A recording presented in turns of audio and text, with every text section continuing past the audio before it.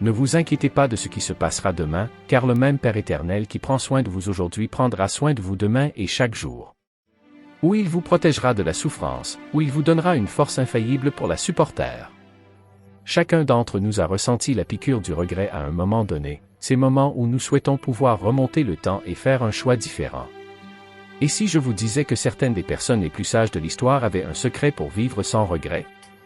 C'est vrai, les anciens stoïciens, des penseurs comme Marc Aurèle, Sénèque et Épictète, maîtrisaient l'art de maintenir la tranquillité et de prendre des décisions avec une vision claire et inébranlable.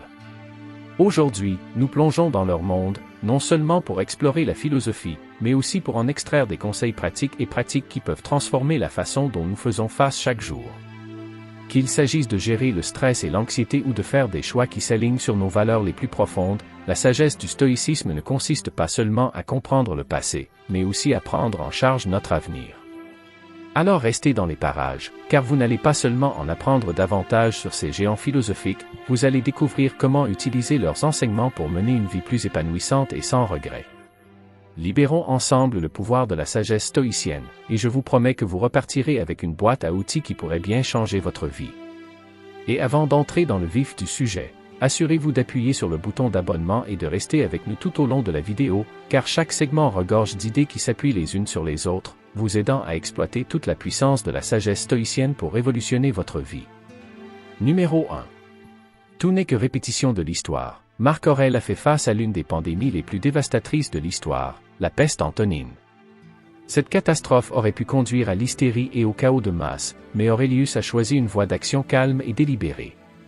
Il mit en œuvre des mesures pratiques telles que la subvention des frais funéraires, le recrutement de nouveaux soldats et même la vente de biens personnels pour financer des activités militaires. Ces réponses n'étaient pas motivées par la peur, mais par une prise de décision rationnelle, une caractéristique de la philosophie stoïcienne. Cet épisode historique nous enseigne une profonde leçon de résilience et de perspective. Le stoïcisme nous encourage à voir les modèles répétitifs de l'histoire humaine. Marc Aurèle lui-même a dit « Regardez en arrière sur le passé, avec ces empires changeants qui se sont élevés et tombés, et vous pouvez aussi prévoir l'avenir. » Cette idée suggère qu'en étudiant l'histoire, nous pouvons mieux nous préparer aux défis auxquels nous sommes confrontés aujourd'hui. En effet, l'idée que l'histoire se répète souvent n'est pas seulement un cliché, mais un principe de base qui peut nous offrir du réconfort. Cela nous dit que les épreuves que nous endurons ne sont pas uniques, que d'autres ont fait face à des luttes similaires, sinon les mêmes. En reliant cette sagesse stoïcienne aux pensées d'autres philosophes, nous trouvons des échos de sentiments similaires. Par exemple, le philosophe grec Héraclite a noté que rien n'est permanent sauf le changement.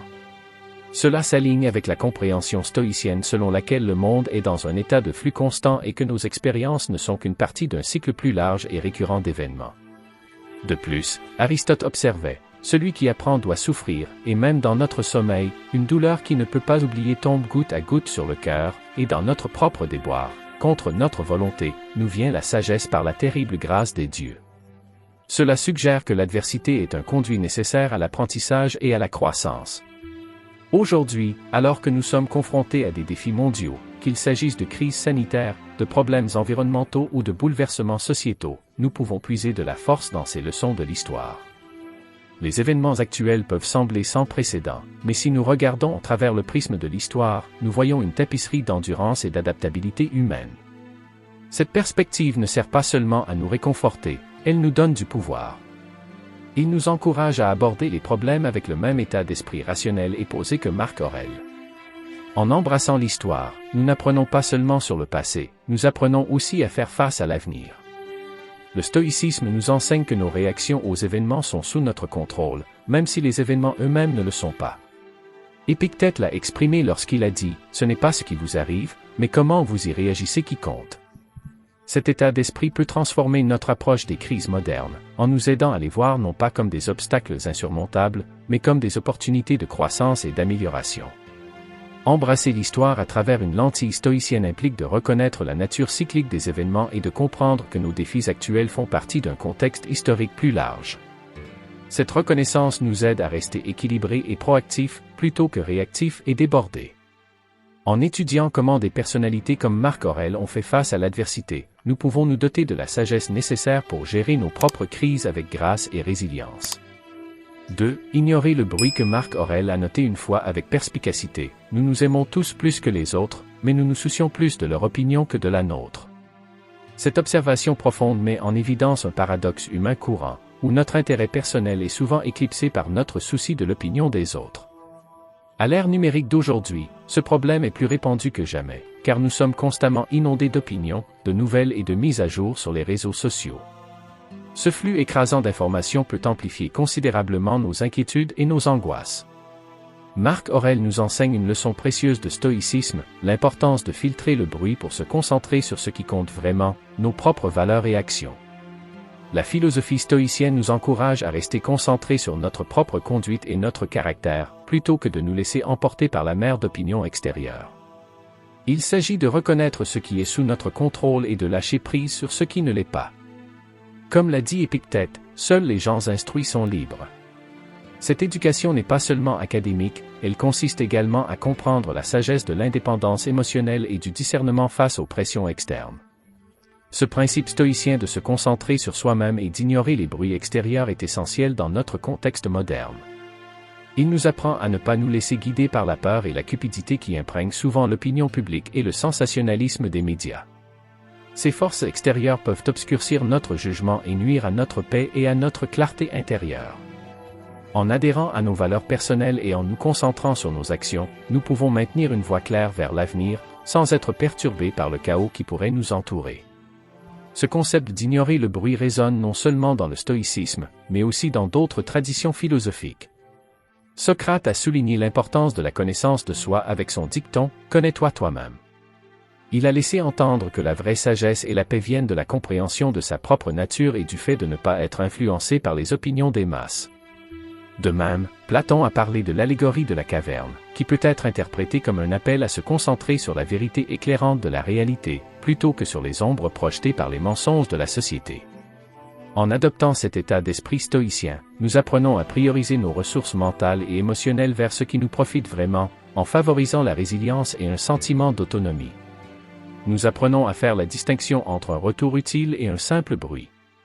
Ce discernement nous permet de rester fermes dans nos principes et de ne pas être perturbés par les craintes souvent infondées qui peuvent autrement guider l'opinion publique. En pratiquant le principe stoïcien d'ignorer le bruit, nous nous équipons pour naviguer dans les complexités de la vie moderne avec plus de sang-froid et d'efficacité.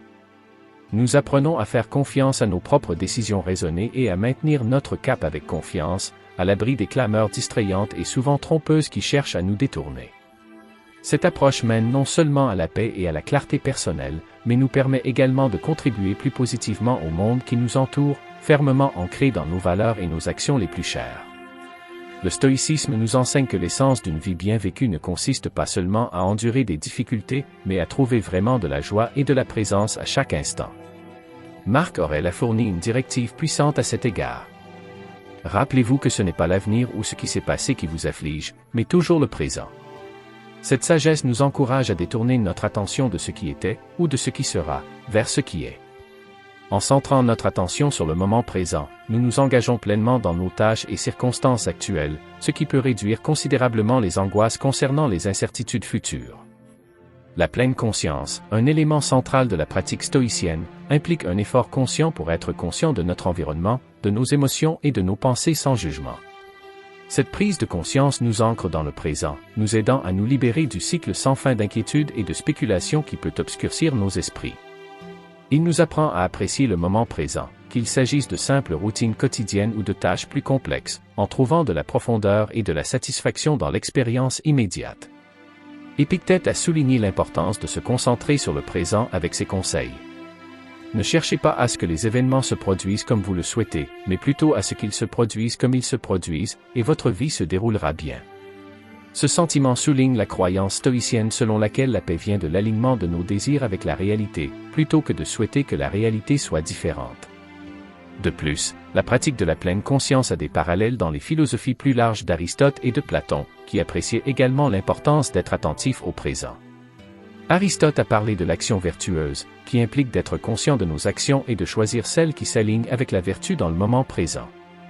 Platon, d'autre part, a suggéré que la vraie connaissance et le bonheur proviennent de la compréhension des formes, ce qui peut être considéré comme un encouragement à s'engager profondément dans la réalité du présent pour saisir la vérité derrière les apparences.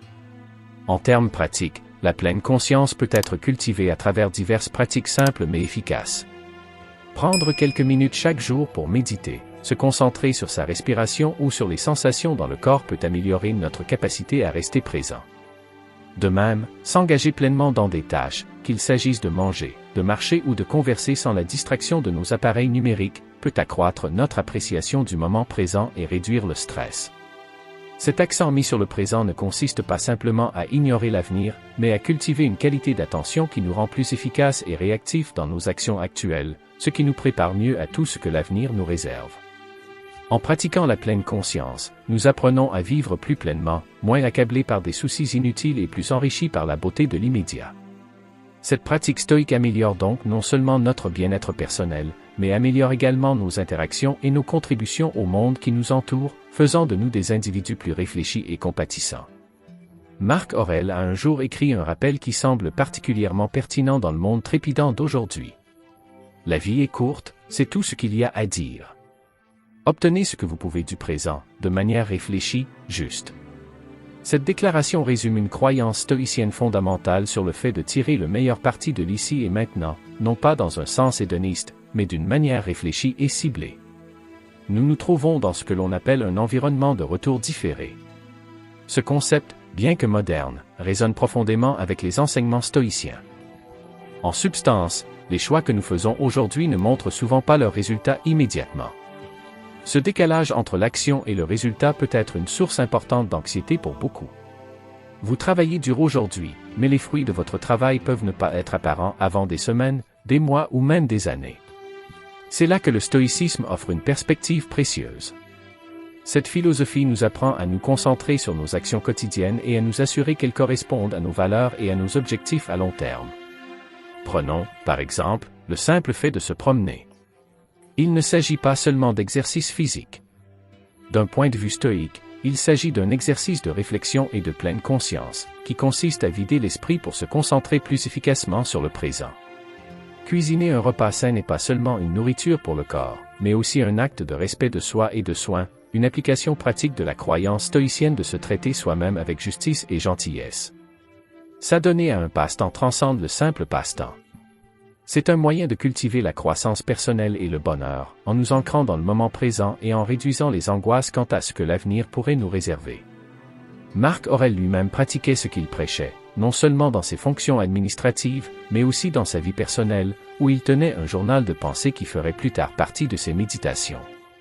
Ses écrits étaient sa façon de réfléchir à ses actions et à ses expériences, une pratique de pleine conscience et de service personnel qui lui a permis de rester centré au milieu du chaos de la gestion d'un empire. Sénèque offre des conseils qui complètent ceux de Marcus. Accrochez-vous à vos principes philosophiques une fois qu'ils sont pleinement pris en compte, comme s'ils étaient des commandements divins. Ne laissez aucun tumulte vous les arracher. Il s'agit d'un appel à rester inébranlable dans nos pratiques quotidiennes et nos routines de soins personnels, en les traitant comme des éléments essentiels et non négociables de notre journée. En nous concentrant sur le fait de nous servir dans le présent par des actions réfléchies et justes, nous nous préparons intrinsèquement à tout ce que l'avenir nous réserve. Il ne s'agit pas d'égoïsme. Il s'agit de l'autopréservation et de l'amélioration. Il s'agit de cultiver la résilience en veillant à ce que notre vie quotidienne reflète nos valeurs et nos aspirations les plus profondes. Ce faisant, non seulement nous enrichissons notre propre vie, mais nous établissons également une base qui nous permet de contribuer positivement à la vie des autres. Marc Aurèle a fait preuve d'un leadership profond en plaçant constamment le bien-être de son peuple au-dessus de sa propre sécurité pendant son règne. Ses actions pendant la peste antonine, où il a choisi de rester à Rome au milieu de la crise, témoignent de son engagement à servir, plutôt que de battre en retraite face au danger.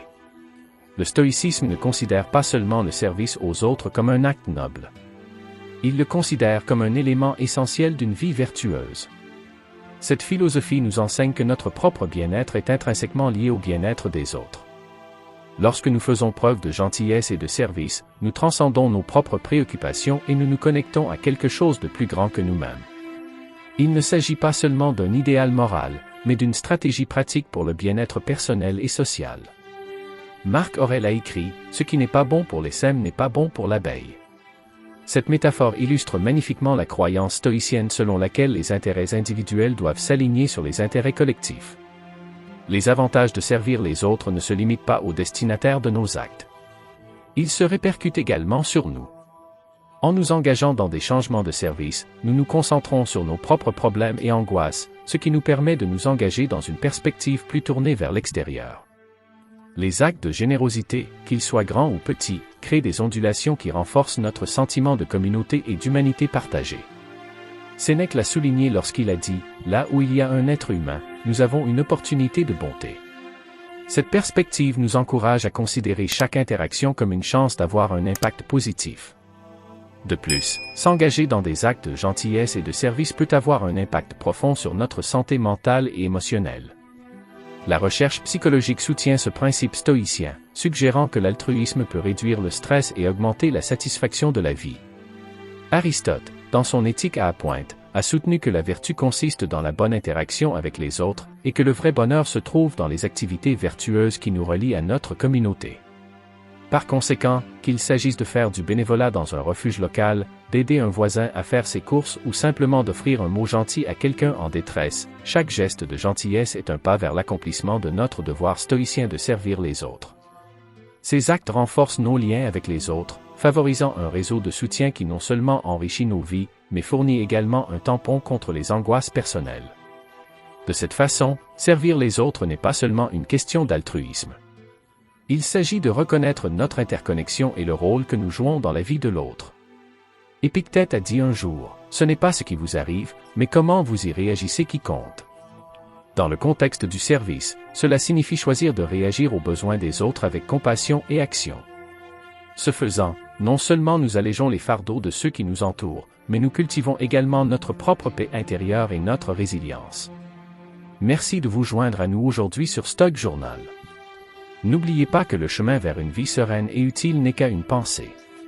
Si vous avez aimé le voyage d'aujourd'hui au cœur du stoïcisme, ne manquez pas notre prochaine vidéo, que vous pouvez trouver ici même à l'écran. Approfondissez, apprenez en davantage et continuez à grandir avec nous. Merci de faire partie de notre communauté, et à bientôt dans la prochaine vidéo.